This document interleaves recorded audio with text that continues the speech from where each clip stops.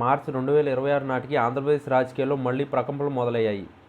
గత వైఎస్ఆర్ కాంగ్రెస్ ప్రభుత్వ హయాంలో కీలకంగా వ్యవహరించిన ఇద్దరు ఐపీఎస్ అధికారుల వ్యవహారం ఇప్పుడు మాజీ ముఖ్యమంత్రి వైఎస్ జగన్మోహన్ రెడ్డికి కంటి మీద కునుకు లేకుండా చేసింది. ప్రధానంగా రఘురామకృష్ణరాజు కస్టోడియల్ టార్చర్ కేసులో బీహార్ కేడర్ ఐపీఎస్ అధికారి సునీల్ నాయక్ అరెస్టు దాంతో దేశవ్యాప్తంగా చర్చనీయాంశమైంది. ఈ క్రమంలో జగన్ ఎందుకు వారి పేర్లు చెప్పడానికి వెనకాడుతున్నారు, లేదా వారిని విషయంలో ఎందుకు మౌనంగా ఉంటున్నారు అనే ప్రశ్నలు రాజకీయ వర్గాలు బలంగా వినిపిస్తున్నాయి. గతంలో జగన్ కోసం అత్యుత్సాహం ప్రదర్శించిన ఐపీఎస్ అధికారులు పివి సునీల్ కుమార్ మరియు పిఎస్ఆర్ ఆంజనేయులు వంటి వారు ప్రస్తుత తీవ్రమైన చట్టపరమైన ఇబ్బందుల్లో ఉన్నారు. వీరితో పాటు సునీల్ నాయక్ అరెస్టు వ్యవహారంలో జగన్ పేరు కూడా ఎఫ్ఐఆర్లో ఉండడం గమనార్హం. ఒకవేళ జగన్ ఈ అధికారులు పేర్లు బహిరంగంగా ప్రస్తావిస్తే వారు చేసిన తప్పులు తన ప్రమేయం కూడా బయటపడుతుందనే భయం ఆయనకు వెంటాడుతున్నట్లు విశ్లేషకులు భావిస్తున్నారు. ఆనాడు తన ఆదేశాల మేరకే వారు పనిచేశారని గనుక అంగీకరిస్తే నేరుగా జగన్ కూడా ప్రధాన ముద్దాయిగా మారే అవకాశం ఉంది. అందుకే వారిని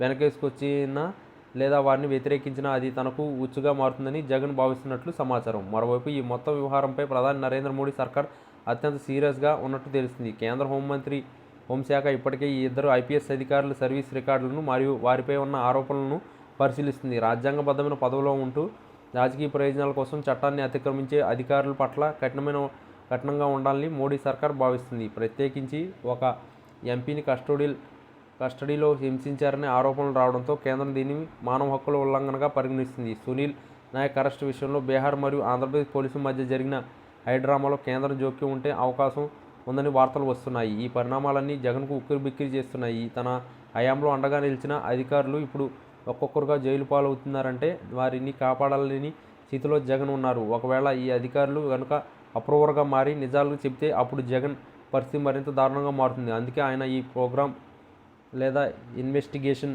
ప్రక్రియలో ఆ అధికారుల పేర్లు చెప్పకుండా జాగ్రత్తలు పడుతున్నారని రాజకీయ విశ్లేషకులు అభిప్రాయపడుతున్నారు. మోడీ యాక్షన్ ప్లాన్ సిద్ధమవుతున్న తరుణంలో జగన్ తన రాజకీయ ఉనికిని కాపాడుకోవడానికి పడుతున్న పాట్లు ఇప్పుడు చర్చనీయాంశంగా మారాయి.